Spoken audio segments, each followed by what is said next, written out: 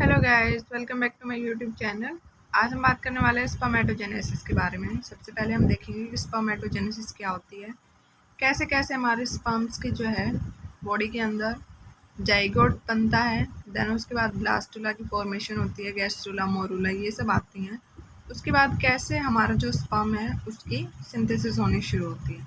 तो आइए हम बात करते हैं स्पर्मेटोजेनेसिस से शुरुआत करके। स्पर्मेटोजेनेसिस बेसिकली क्या होता है? Formation of sperms in male. Then germ cells क्या होती हैं? Gives rise to the gametes. जो गैमेट्स की फॉर्मेशन होती है in male body and the female body both. जो हमारी जर्म सेल्स होती है, जर्म सेल्स कौन कौन सी होती है हमारी? Epidermis, mesodermis and the endoderms. ये हमारी जर्म सेल्स होती हैं जो कि क्या करते हैं? गैमेट्स की फॉर्मेशन करती हैं। अब हमें पता है जब ओवम का और स्पर्म का फर्टिलाइजेशन होता है, देन हमें पता है जाइगोट की फॉर्मेशन होती है। जाइगोट की फॉर्मेशन के बाद मोरूला की स्टेज आती है। मोरूला के स्टेज में कितने सेल्स डिवाइड करते हैं? सेल्स की डिवीजन हो जाती है अबाउट 16 सेल स्टेज। मीन्स एक सेल से हमारी डिवीजन कर करके वो कितनी सेल्स बन जाती हैं? 16 सेल की स्टेज बन जाती है। देन हमारी ब्लास्टुला की फॉर्मेशन होती है। ब्लास्टुला की फॉर्मेशन के अंदर कैसे होती है? जो बाउंड्री के पास में जो सेल्स होती हैं हम उन्हें क्या बोलते हैं? Trophoblast cell. जो आउटर कवर करके रखती हैं जाइगोट के बाद जो मोरूला स्टेज होती है और जो ब्लास्टुला स्टेज होती है। जो आउटर कवरिंग के पास जो सेल्स प्रेजेंट होती हैं वो सिंथेसिस किसकी करती हैं? प्लेसेंटा की करती हैं, एलेंटोइसिस की, कोरियोनिक फ्लूइड की, एमनाइटिक फ्लूइड की। ये क्या होते हैं? हमारे एम्ब्रायोनिक, एक्स्ट्रा एम्ब्रायोनिक फ्लूइड, जो कि क्या करते हैं? हमारे फर्दर फीटस की फॉर्मेशन कराने में हेल्प करते हैं। देन ट्रोपोप्लास्ट के बाद जो हमारा अंदर की तरफ जो मास बनता है उसको हम क्या बोलते हैं? Inner cell mass. जो इनर सेल मास होता है वो किसकी फॉर्मेशन कराता है? हमारी formation of the embryo. Blastula के स्टेज में क्या बन जाता है? पूरा गुच्छा बन जाता है जिसको हम बोलते हैं क्लस्टर ऑफ सेल्स। ब्लास्टुला के स्टेज के बाद हमारा गैस्ट्रुला की फॉर्मेशन होती है। गैस्ट्रुला के अंदर हमारी जो जर्म सेल्स होती हैं, जो अभी मैंने थोड़ी देर पहले बताया, जो गैमेट्स की फॉर्मेशन करती हैं। जर्म सेल्स कौन कौन सी हो सकती हैं? Mesoderm, ectoderm, endoderm. एंडोडर्म सबसे अंदर वाली लेयर होती है, एक्सोडर्म जो हमारी आउटर कवरिंग होती है, and the mesoderm is the middle. नाम से ही पता लग रहा है, कोई रट्टाफिकेशन करने की कोई ज़रूरत है नहीं इसमें। एंडो मीन्स अंदर वाली, इन से याद रख सकते हैं, जैसे इनको हम क्या बोलते हैं? में, इन, अंदर। तो एंडो मीन्स इनर साइड वाली सेल्स, एक्सो आउटर साइड वाली, and the meso means in दोनों के जो बीच में सेल्स प्रेजेंट होती है उसको बोलते हैं। अब फर्दर क्या होता है? गैस्ट्रुला स्टेज के बाद हमारी प्रीमिटिव सेल्स की फॉर्मेशन हो जाती है, जो कि कंटिन्यूसली ग्रोथ करती रहती है, कंटिन्यूसली डिवाइड करती हैं एम्ब्रायो के अंदर ही। ये जो हमारी प्रीमोर्डियल सेल्स होती हैं डिवाइड कर करके बाइपोटेंशियल गोनेड सेल्स की फॉर्मेशन करती है। अब ये बाइपोटेंशियल गोनेड सेल्स क्या होती हैं? यही फर्दर हमारी गैमेट्स की फॉर्मेशन कराते हैं। वो हमारा ओवम भी हो सकता है और वो हमारा स्पर्म भी हो सकता है। So bipotential gonad cells means not to identify the cells of ovary, testes or not to identify the sex determination. Still 6th week of the pregnancy, छठे वीक तक जब प्रेगनेंसी चल रही होती है उस टाइम तक जो हमारी बाइपोटेंशियल गोनेड सेल्स होती हैं वो प्रेगनेंसी के टाइम पे ओवरी और टेस्टिस को यानी कि सेक्स डिटर्मिनेशन वो नहीं कर सकती। फर्दर बाइपोटेंशियल गोनेड सेल्स कब कर सकती हैं ये सेक्स की determination? After the 6th week of the pregnancy. अभी आगे लिखा भी है इसमें, all primordial primitive germ cells migrate in bipotential germ cells. जो बाइपोटेंशियल गोनेड सेल्स बोला, जितने भी हमारी प्रीमेटिव जो जर्म सेल्स होती हैं, जो हमारी एंडो, एक्सो और मेसोडर्म की फॉर्मेशन हुई है, वो प्रीमेटिव जर्म सेल्स बोला जाता है उनको। वो फर्दर माइग्रेट कर जाती है बाइपोटेंशियल जर्म सेल्स के अंदर। देन वो फॉर्मेशन कराती हैं हमारी स्पर्म की एंड ओवम की। अब टेस्टिस की फॉर्मेशन कब होती है या फिर ओवम की फॉर्मेशन कब होती है? बिफोर बर्थ होती है या आफ्टर बर्थ होती है? बिफोर बर्थ ही होती है। बर्थ से पहले ही हमें पता लग जाता है ना कि बेबी हमारा गर्ल है, बॉय है, जो हम टेस्ट कराते हैं। ये तो है नहीं कि आफ्टर डिलीवरी जो है बेबी की ये जो टेस्टिस और ओवरी वो बननी शुरू होती है, नहीं ना। एम्ब्रायो के अंदर ही क्या होता है? हमारी ओवम की और स्पर्म की फॉर्मेशन हो जाती है। तो अब क्या होता है? Now the structure become hollow. Hollow means खोखला होना शुरू हो जाता है अंदर से, मीन्स वहाँ पे टेस्टिस या फिर ओवम की फॉर्मेशन होनी शुरू हो जाती है। तो आज हम बात करने वाले हैं स्पर्मेटोजेनेसिस की। स्टार्टिंग में ही बोला मैंने, तो आज हम सबसे पहले देखेंगे कि स्पर्म की जो है फॉर्मेशन कैसे होती है। तो यहाँ पे लिखा है होलो स्ट्रक्चर बनने के बाद इधर हमारी डक्ट्स बननी शुरू हो जाती हैं। डक्ट्स के अंदर हमारी रेटी टेस्टिस आती हैं, वासा एफ्रेंशिया होता है, वासा डिफरेंशिया होता है, एपिडाइडमिस होती हैं। ये जितने भी मैं नाम बोल रही हूँ ये सारी हमारी डक्ट्स होती हैं टेस्टिस के अंदर, जो कि क्या कराती हैं, स्पर्म का फॉर्मेशन फर्दर उसको माइग्रेट कराती हैं ओवम तक पहुँचने के लिए।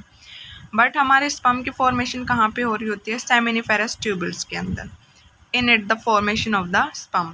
बिल्कुल जो इनर साइड में हमारी डक्ट होती है वो हमारी सेमिनिफेरस ट्यूबल्स होती है, जहाँ पे क्या होती है, हमारी स्पर्म की फॉर्मेशन हो रही होती है। अब एक स्ट्रक्चर होता है यहाँ पे बनाया गया है, ये टेस्टिस का है। अगर हम ट्रांसेक्शन करके देखते हैं टेस्टिस का, वहाँ पे ये इस तरह से इसका डायग्राम होता है।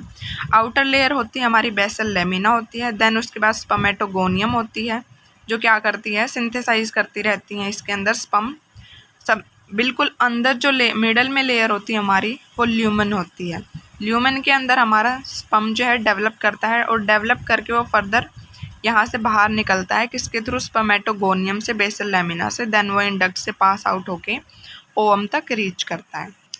12th क्लास में आपने पढ़ा होगा सर्टोली सेल्स होती हैं, बेसल कंपार्टमेंट होते हैं, एडल्यूमिनल कंपार्टमेंट होते हैं, टाइट जंक्शन होते हैं। अब ये क्या होते हैं, सर्टोली सेल्स का आपने पढ़ा ही होगा। ये क्या करती हैं, उसको स्पर्म को न्यूट्रिशन प्रोवाइड करती है। अब यूँ तो है नहीं, कोई चीज़ डेवलप कर रही है तो उसको न्यूट्रिशन की ज़रूरत नहीं होगी, ग्रोथ करने के लिए कुछ ना कुछ तो चाहिएगा, तो वो उसको कौन देता है, हमारी सर्टोली सेल्स होती हैं। सर्टोली सेल्स से हमारी इधर बेसल लेमिना के इधर बिल्कुल जस्ट पास में होती हैं। देन ये हमारे बेसल, जो ये गैप दिखाई दे रहा है, बेसल जो सर्टोली सेल्स हैं उनके बीच में जो गैप होता है उसको हम क्या बोलते हैं, बेसल कंपार्टमेंट। अब जब भी जहाँ पे दो सर्टोली सेल्स आपस में कनेक्ट करती हैं, वहाँ पे क्या होता है, हमारा टाइट जंक्शन होता है। इन टाइट जंक्शंस के अंदर क्या होते हैं, हमारा जो FSH हार्मोन होता है वो यहाँ से पास आउट नहीं कर पाता है। क्यों नहीं कर पाता है, क्योंकि FSH जो होता है हाइड्रोफिलिक होता है। तो कोई भी हाइड्रोफिलिक सब्सटेंस जो है एडल्यूमिनल कंपार्टमेंट के अंदर नहीं पहुंच पाता है। इधर सिर्फ सर्टोली सेल्स या फिर बेसल कंपार्टमेंट तक ही हमारी ब्लड्स की जो वेसल्स होती हैं वही रीच कर पाती हैं।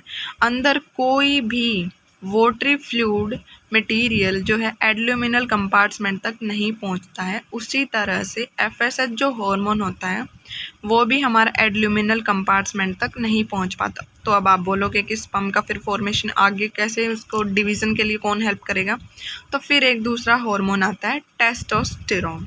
ठीक है, अभी मैं आपको एक और बात बताना चाहूँगी।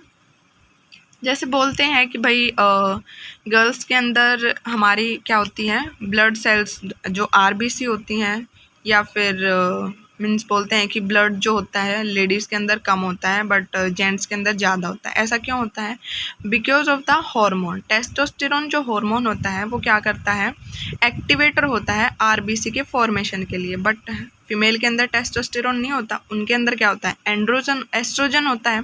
और एस्ट्रोजन जो हार्मोन होता है वो क्या होता है, inhibitor of the RBC cells, जिसकी वजह से उनके अंदर RBC कम बनती हैं as compare to the male. Testosterone की वजह से वो एक्टिवेटर होता है RBC का, जिसकी वजह से मेल के अंदर RBC ज़्यादा बनती हैं और उनके अंदर ब्लड ज़्यादा मिलता है। अब हम देखेंगे कि स्पर्म की फॉर्मेशन कैसे होती है। सबसे पहले FSH हार्मोन होता है। जो FSH हार्मोन होता है ये हमारा फर्दर B सेल्स तक जो है, A1 सबसे पहले एक सेल होगी, जो एक सेल डिवाइड कर रही है उसके पास FSH हार्मोन प्रेजेंट होता है। A1 के अंदर स्पर्मेटोगोनिया की फॉर्मेशन होती है with the help of the FSH। FSH क्या करता है, इनको सिग्नल प्रोवाइड करता है। A1 सेल के ऊपर रिसेप्टर प्रेजेंट होता है FSH हार्मोन का। FSH हार्मोन आएगा और रिसेप्टर को सिग्नल देगा कि भाई तू डिवीज़न शो कर, डिवीज़न कर, फर्दर फॉर्म कर, तो सेल की जल्दी सेल को डिवाइड कर। देन हमारी फॉर्मेशन होती है A2 सेल की, जो कि एक दूसरे से किस तरह से कनेक्ट होते हैं ये दिखाया गया है इधर, connect by the cytoplasmic bridges. Then हमारा A3 सेल की फॉर्मेशन होती है 1 से 2, 2 से 4, 4 से 8, इसी तरह से क्या हमारी सेल डिवाइड करती है।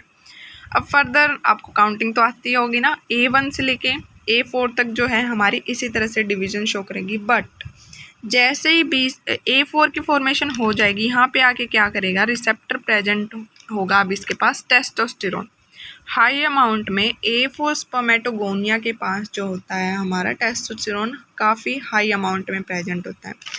FSH भी होता है, टेस्टोस्टेरोन भी होता है A4 के पास, बट FSH हार्मोन का लेवल A4 सेल डिवीज़न के टाइम तक लो हो जाएगा, क्योंकि वो आगे फर्दर जो है मूव नहीं कर पाएंगी एडल्यूमिनल कंपार्टमेंट के अंदर। फर्दर फिर क्या होगा, वहाँ पे हाइड्रोफिलिक सब्सटेंस उसके अंदर जा ही नहीं पाएंगे, क्योंकि ब्लड वेसल्स भी तो नहीं जा पा रही है ना वहाँ तक, क्योंकि क्या है वो हाइड्रोफिलिक कंपार्टमेंट है। और जो एडल्यूमिनल कंपार्टमेंट है वो किसी भी फ्लूइडी मटेरियल को अपने अंदर परमिएबिलिटी नहीं देता है, परमिशन नहीं देता है अपने अंदर पास ऑन होने की। तो यहाँ पे टेस्टोस्टेरोन जो है डिवीज़न कराता है फर्दर। जो A1 से लेके A4 तक की डिवीज़न होती है वो माइटोसिस सेल डिवीज़न के थ्रू होती है। देन B सेल्स के बाद हमारा क्या बनता है, प्राइमरी स्पर्मेटोसाइट की फॉर्मेशन होती है। अब जब प्राइमरी स्पर्मेटोसाइट्स बनता है तब तक माइटोसिस की फॉर्मेशन माइटोसिस डिवीज़न करती हैं सेल्स। जैसे ही प्राइमरी स्पर्मेटोसाइट बनता है, प्राइमरी स्पर्मेटोसाइट के बनते ही हमारी मियोसिस 1 स्टार्ट हो जाती है। देन हमारा सेकेंडरी स्पर्मेटोसाइट्स बनता है। टेस्टोस्टेरोन जो होता है हाई अमाउंट में होता है। सेकेंडरी स्पर्मेटोसाइट्स के बनते ही हमारी मियोसिस 2 होती है। आपको पता है क्रोमोसोम नंबर रिड्यूस करता है मियोसिस 1 के अंदर, मीन्स हमारे पास 46 क्रोमोसोम नंबर होते हैं, तो रिडक्शन मीन्स 46 क्रोमोसोम का रिडक्शन हो जाएगा। अब हमारे पास यहाँ पे 23 क्रोमोसोम ही प्रेजेंट होंगे। Get it? ओके, मियोसिस जो होती है वो कंप्लीटली डिपेंडेंट होती है टेस्टोस्टेरोन, ये हम बोल सकते हैं। क्यों बोल सकते हैं ऐसा? क्योंकि जैसे ही हमारा B सेल से प्राइमरी स्पर्मेटोसाइट बनता है, देन हमारी मियोसिस 1 डिवाइड करना शुरू करती है, और वहाँ पे अमाउंट किसकी ज़्यादा होती है, टेस्टोस्टेरोन की। प्राइमरी स्पर्मेटोसाइट के पास आते ही हमारा लैक ऑफ FSH हो जाता है। B सेल की जब तक डिवीज़न हो रही होती है, जब तक B सेल की फॉर्मेशन हो रही थी, तब तक हमारा FSH था भी उन सेल्स के पास। बट जैसे ही प्राइमरी स्पर्मेटोसाइट की फॉर्मेशन हुई, उसी दौरान FSH लेवल बिल्कुल ही उसके पास से कम हो गया। तो इस वजह से हम बोल सकते हैं मियोसिस जो है completely dependent on the testosterone hormone. Spermatid हमारा कहाँ से नरिशमेंट प्रोवाइड करता है, उसको कहाँ से मिलता है, सर्टोली सेल से मिलता है। अब आप बोलोगे कि A1 सेल से B सेल तक कैसे ये डिवीज़न शो करी है, वो कहाँ पे प्रेजेंट होती है? जो हमारी सर्टोली सेल्स होती हैं ये यहाँ इस तरह से इसके ऊपर, इस जंक्शंस के ऊपर प्रेजेंट होती है। इधर ही हमारा स्पर्मेटिड आ जाता है, कहाँ पे, एडल्यूमिनल कंपार्टमेंट के अंदर।